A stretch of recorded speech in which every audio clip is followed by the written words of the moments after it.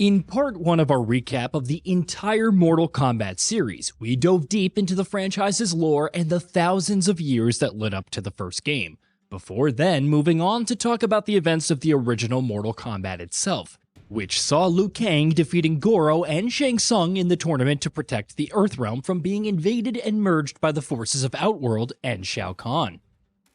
In part 2, we're going to talk about the next 2 mainline games in the series, but before we do that, we're going to pause and go back so we can lay the groundwork for the personal arcs of 2 particular characters, Scorpion and Sub-Zero, who are in many ways the faces of the Mortal Kombat franchise.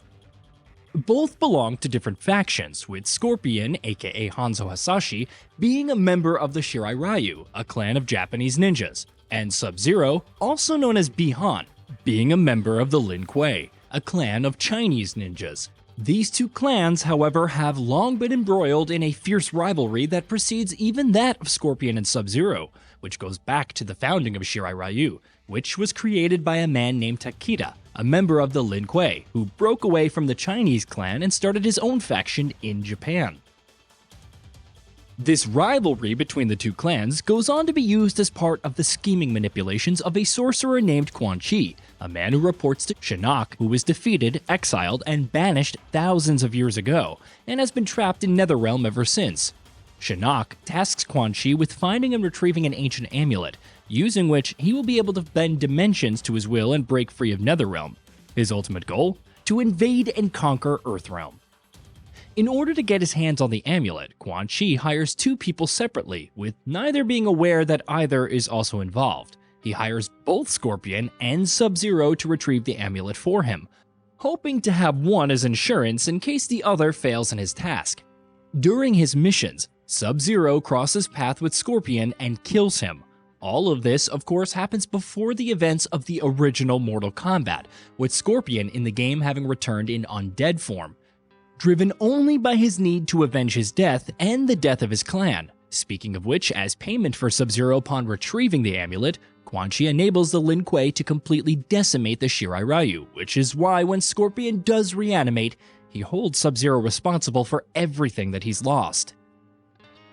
Of course, as we discussed in part 1 of our recap, when Scorpion and Sub-Zero cross paths again in the tournament, the tables are turned, and this time it's Scorpion who succeeds in killing his nemesis. But that isn't the end of Bi-Han's story, of course. His soul descends into Netherrealm, and there he's encountered by Shinnok himself, who revives him, but not as Sub-Zero, but instead as the shadowy undead wraith who goes by the name Noob Saibot. Under Shinnok's orders and corrupted and controlled by his influence, Noob Saibot returns to the other realms, with his orders for now being to observe Shao Kahn and Outworld's conflict against Earthrealm and bide his time until the return of Shinnok.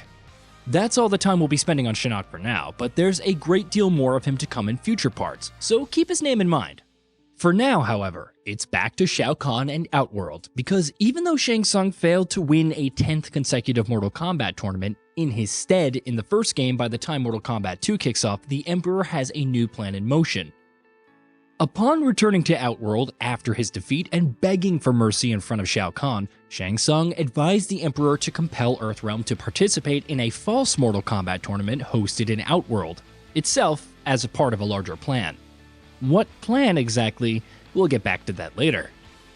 For now, let's talk about Mortal Kombat 2, which begins with an attack on Earthrealm led by the terrifying and bloodthirsty Baraka, who is a general of the Tarkatan Horde and a loyal servant of Shao Kahn. The attack kills several Shaolin monks, many of whom were known to Raiden and his close friend and fellow martial artist Kung Lao, not to be confused with the Great Kung Lao, who he is in fact descended from.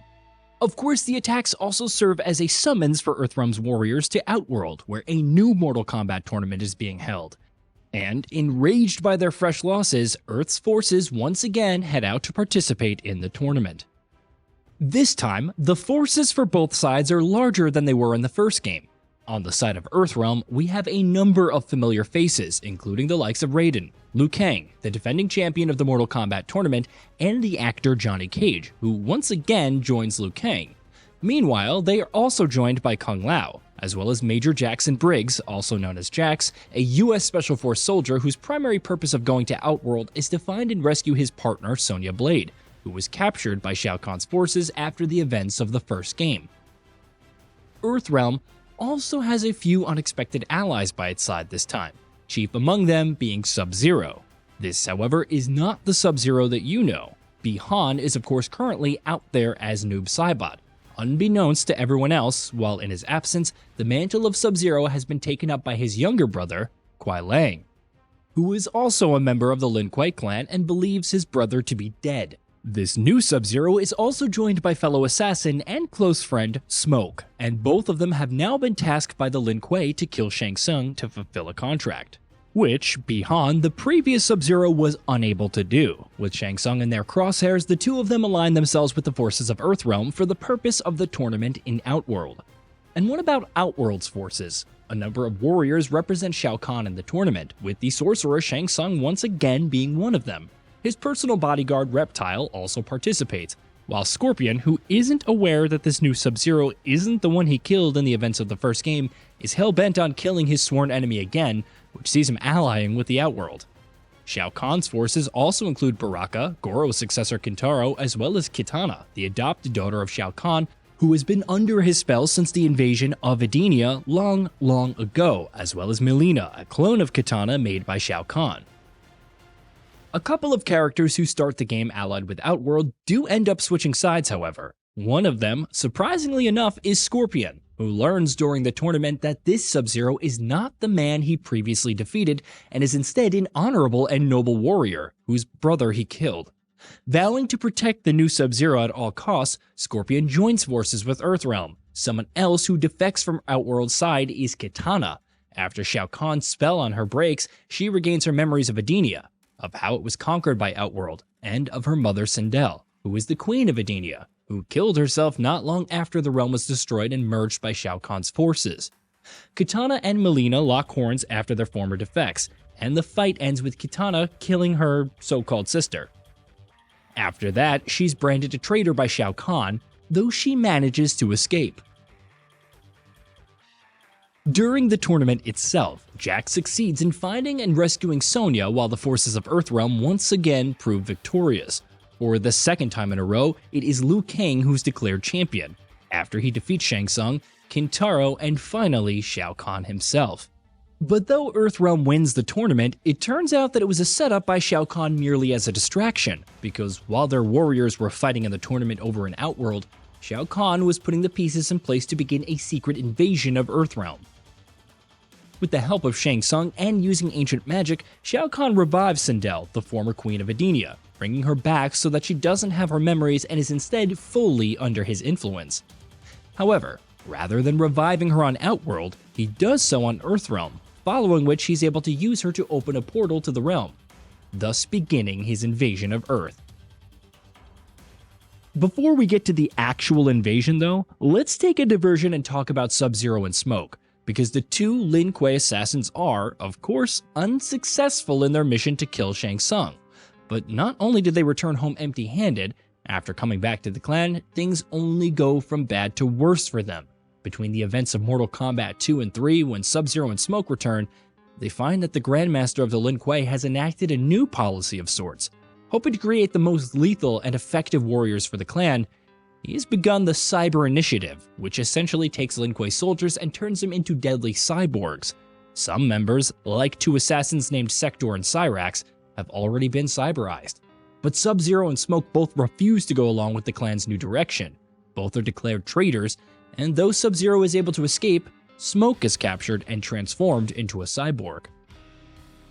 But Earthrealm at large has much bigger problems to deal with, of course because Shao Kahn's full-scale attack has now begun, which brings us to the events of Mortal Kombat 3, the game that covers the events of Outworld's invasion and Earthrealm's climactic battle against Shao Kahn.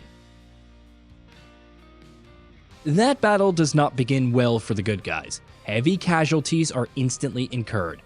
Literally billions of souls are lost, and Raiden is able to save and gather only a few survivors, who together form the Earthrealm's resistance against Outworld's overwhelming forces. This includes the likes of Raiden, Liu Kang, Johnny Cage, Jax, and Sonya Blade, while they're also joined by a couple of newcomers.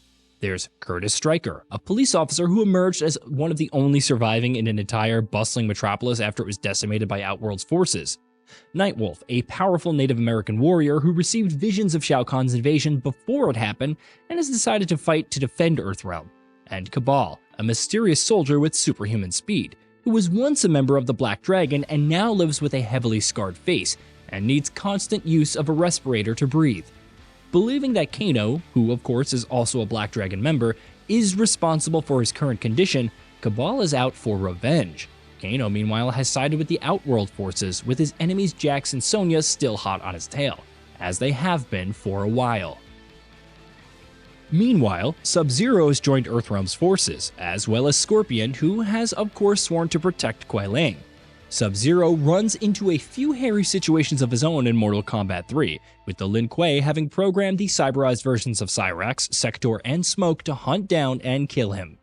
However, Smoke eventually is able to get back in touch with his human self, and remembering his friendship with Sub-Zero helps him in fighting and defeating the Lin Kuei cyborgs. Outworld's forces, meanwhile, have plenty of deadly customers for the Earthrealm's warriors to deal with, like Ermac, a mysterious entity devoid of all emotion who is, in a nutshell, an embodiment of combinations of a number of souls who were destroyed in many wars throughout the Outworld's history, only to be brought back and combined together in one singular body, under Shao Kahn's control and command. He's joined by the Shokan Shiva and Rain, a treacherous former Edenian prince now serving Outworld.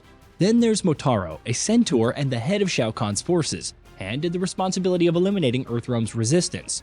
Meanwhile, Shao Kahn has also sent one of his most highly trained spies and assassins, Jade, to track down and kill Kitana, following her betrayal in the previous game. It just so happens, however, that Jade and Kitana are lifelong friends, and eventually the two of them, with Rain by their side, joined forces with Earthrealm in its attempts to drive out Outworld. Ultimately, against all odds, the forces of Earthrealm are proven victorious once again. Liu Kang and Shao Kahn once again lock horns in a furious battle, which ends with the former emerging victorious once again. In defeat, a severely wounded and weakened Shao Kahn retreats, and with the forces of Outworld driven out, Earthrealm is saved at last. Shao Kahn's defeat also results in the realm of Edenia being freed of Outworld's control after thousands of years in subjugation, while his influence on the revived Sindel also breaks. With her memories restored, she retakes her place as the queen of the now revived Edenia. And that's where Mortal Kombat 3 ends, with Shao Kahn's defeated once again and for all. Well, for now anyway. And Outworld's plan to merge Earthrealm failing after literally centuries of attempts. But of course, Earthrealm's problems are far from over, because though Shao Kahn is defeated, another terrifying force is about to rise again. Remember Shinnok, who was trapped in Netherrealm and has been biding his time for who knows how long to return to the forefront and destroy Earthrealm? Yeah, he's going to be back soon, and he's not exactly the most cheerful guy. But that's where we're going to leave things for now. When we return with part 3 of the Mortal Kombat series recap, we'll be covering the events of Mortal Kombat 4 and Mortal Kombat Deadly Alliance. Hey, did you know that we at Gaming Bolt upload new videos every day? Stick around, drop a like, subscribe, and hit that bell, and let us know what kind of content you'd like to see in the future with a comment below.